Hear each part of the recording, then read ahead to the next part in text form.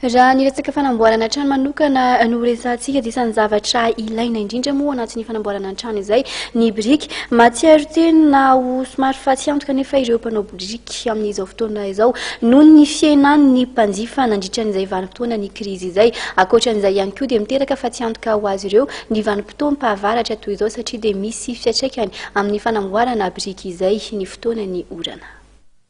Mety hiteraka fantiantoka an'ireo mpamboatra biriky ny vanim-potoana fahavaratra tahaka izao izay fotoanany orana.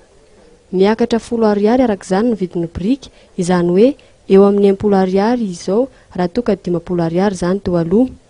Vitsy ihany koa ireo olona tonga mividy biriky amin'izao fotoana izao satria dia manodidina ny 300 isa sy 500 isa ny ankamaroan'ny olona mividy izany ho an'ireo mpivarotra biriky izay sendranay.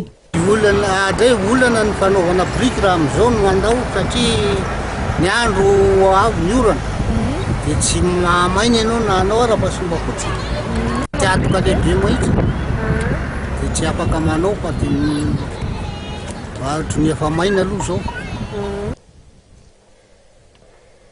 Miandamy ambavy ny fanamboarana biriky ka araka ny herim-batany tsirairay kosa no isaky ny biriky vitany. Misy mahatratra amin'ny 500 isa ao anatin'ny ray andro.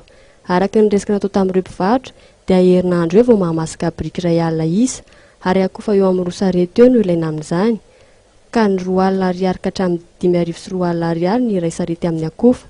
Ankoatr'izay dia mbola misy ny saran'ny fitaterana ireo biriky any amin'ny toerana hivarotana azy ka eo amin'ny 5 ariary eo izany. 4 ariary kosa ny biriky iray ho an'ireo mpitaona.